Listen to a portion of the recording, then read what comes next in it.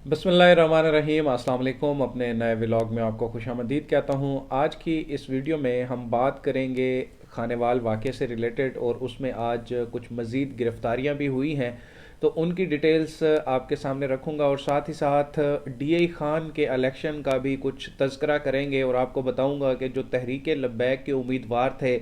उनको जो वोट मिले हैं क्या ये इनफ़ हैं, और अगर ये जो वोट मिले हैं उनको तकरीबन 11,000 वोट, तो ये इसमें तहरीक लब्बैक का वोट कितना एडअप हुआ है, और जो उस उम्मीदवार के अपने ज़ाती वोट थे उनका कितना किरदार रहा इस 11,000 के फिगर तक पहुंचने के लिए। क्योंकि ये ख़ुद जो हैं जो शफीक साहब तहसील मेयर के लिए कैंडिडेट थे, ये एक सियासी ख़ानदान से इनकी वाबस्तगी है, वो भी थोड़ा सा बैकग्राउंड आपको बताऊंगा। पहले बात कर लेते हैं कि जो खानेवाल के नवाही इलाके तलम्बा में ये वाक़या पेश आया गुज़श्ता रोज़ के एक जहनी माजूर शख्स को एक हजूम ने पत्थर मार मार के, डंडे सोटे मार मार के जो है उसको हलाक कर दिया, और उस पर इल्ज़ाम ये था कि मुबैना तौर पर उसने मुक़द्दस अवराक की जो है वो बेहुरमती की है। तो इसके बाद से जो है अल्लामा ताहिर अशरफी वहाँ पर पहुँचे। वो सारी डिटेल्स मैंने आपको पिछली वीडियो में बताई है, तो अब कुछ इंपॉर्टेंट पॉइंट्स आपको बता दूँ कि 16 चक का ये रिहायशी था, मुश्ताक इनका नाम था, जिनको कत्ल किया गया है। ये 5 बच्चों का बाप था और पिछले 16 साल से ये जहनी माजूर था। कुछ घरेलू मसाइल की वजह से ये जो है अपना दिमागी तवाज़ुन जो है वो खो बैठे थे, और तब से लेकर अब तक जो है ये इसी तरह से ज़िंदगी गुजार रहे थे। और कल जब ये वाक़या पेश आया और उसके बाद उनकी फुटेजेस वायरल हुई तो उनके ख़ानदान के अफराद भी मुतहरक हुए और उन्होंने वहाँ पर एहतजाज किया, प्रोटेस्ट किया इस सारे वाक़े के ख़िलाफ़। क्योंकि अब कुछ जो है वो उल्मा के बयानात भी आ रहे हैं कि जो जहनी माजूर शख्स होता है या कोई पागल शख्स होता है जो अपने होश व हवास में नहीं होता, उसके लिए तो इस्लाम में भी कहीं ना कहीं पे थोड़ी बहुत गुंजाइश होती है। और जो लोग जिन्होंने वहाँ पर ये कानून अपने हाथों में लिया है वो जो है उन्होंने बहुत ही एक अग्रेसिव बिहेवियर का मुजाहरा किया है, उन्हें ऐसा नहीं करना चाहिए। यहाँ तक कि मकामी उलमा कराम ने मजम्मत की है, और अभी वीडियो रिकॉर्ड करने से पहले वहाँ पर जो हमारे OSRs दोस्त होते हैं तो वो उनसे बात हुई है, तो उनके मुताबिक ख़ुद उस इलाके के जो 17 मोड़ जो इलाका था जहाँ पर ये वाक़या पेश आया है, उस इलाके की भी अक्सरियत जो है इस वाक़े की मजम्मत कर रही है, और उन लोगों को जो है वो मलामत की जा रही है कि जिन्होंने इस सारे अमल में शरीक होकर एक इंसानी जान ली है। अब उन दोस्तों के लिए भी थोड़ा सा मैं कहना चाहूँगा जो सोशल मीडिया पर भी कहीं पर भी एक बंदा बैठा होता है पाकिस्तान के किसी भी एरिया में, और कहीं से कोई छोटी सी लीड आती है तो फिर उस पर वो अपनी मर्ज़ी के जो रिस्पॉन्ड करते हैं, कमेंट्स करते हैं, उनको भी थोड़ा हौसले से और ज़मीनी हक़ाइक़ जान लेने के बाद ही कमेंट्स की तरफ आना चाहिए। अच्छा, इस बंदे की लाश जो है वो वर्षा ने ख़ुद वसूल की है, और जो FIR की गई थी उसमें तकरीबन 300 से ज़ायद मुल्ज़मान को नामज़द किया गया है। और अभी जो पुलिस की जानिब से डिटेल्स हमें मिली हैं उसके मुताबिक ये है कि मज़ीद गिरफ़्तारियाँ जारी हैं, और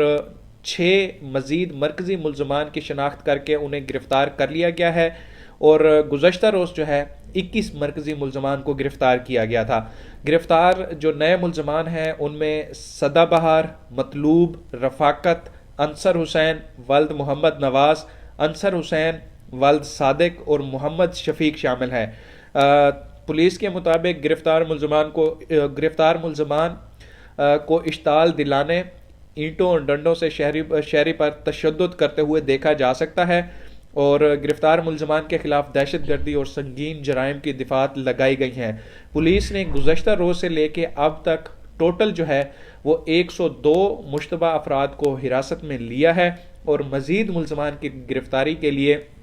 गुज़श्ता रात जो है वो छापे मारे गए हैं, और अब भी खुफिया तौर पर ऑपरेशन जारी है। क्योंकि जो मकामी सोर्सेज से हमें पता चल रहा है वो ये कि एक बंदा जो गिरफ़्तार हो रहा है तो वो फिर अपने साथ वाले बंदे की निशानदेही कर रहा है कि मैं तो वहाँ पर था ही लेकिन फ़लाँ भी वहाँ पर था। तो उस इंफॉर्मेशन की बेस पर जो है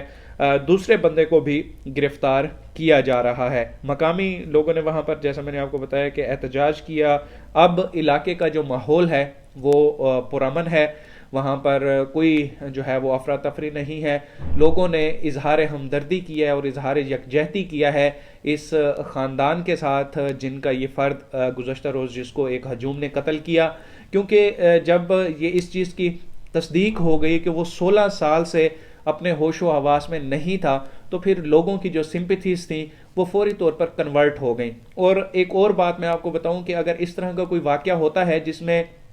توہین کا عنصر آ جاتا ہے، تو پھر اکثر یہ ہوتا ہے کہ جو مقامی علماء ہیں ان کی رائے بھی بٹ جاتی ہے، اور پھر ایسا بھی ہم نے دیکھا ہے کہ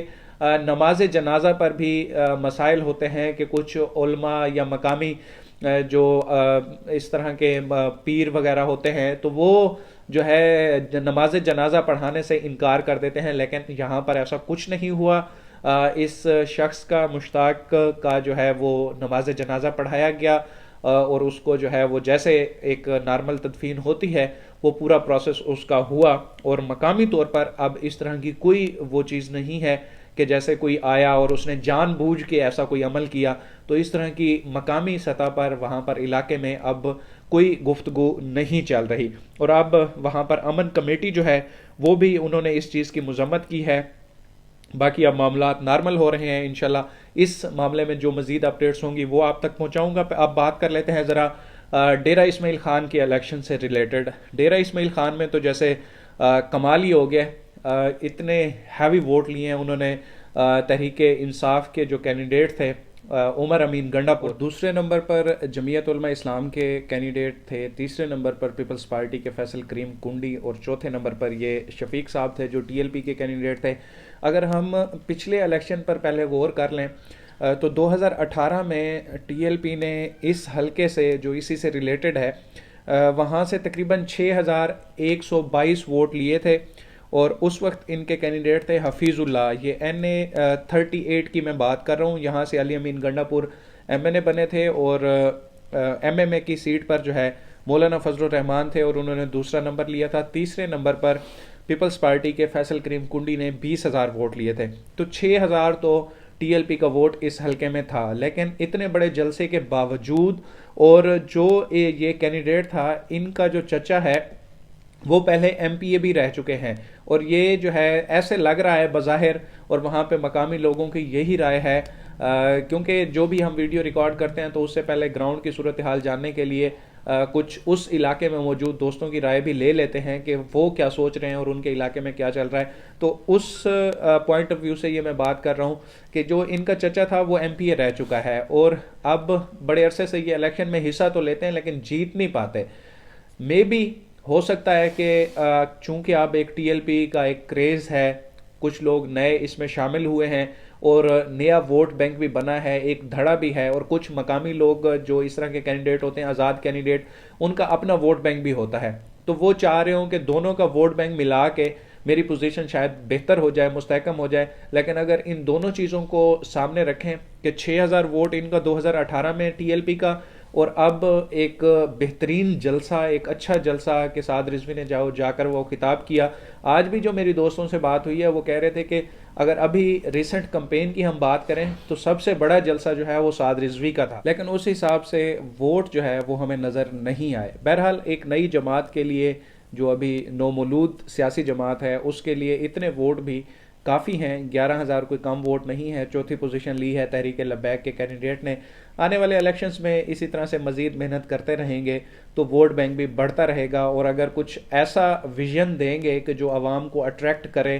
تو پھر شاید عوام کا جو ایک خاموش ووٹر جو نئی سیاسی جماعت کے ساتھ کھڑا ہونا چاہتا ہے وہ بھی تحریک لبیک کے ساتھ کھڑا ہو جائے، لیکن ابھی تک ایسی صورتحال نظر نہیں آ رہی۔ ابھی جو دوسری سیاسی جماعتوں کے ووٹرز ہیں وہ ان کے ساتھ انٹیکٹ نظر آ رہے ہیں۔ تو انشاءاللہ مزید بھی جو اپڈیٹس ہوں گی وہ آپ تک پہنچائیں گے۔ اب تک کے لیے اتنا ہی، مجھے دیجیے اجازت، اللہ حافظ۔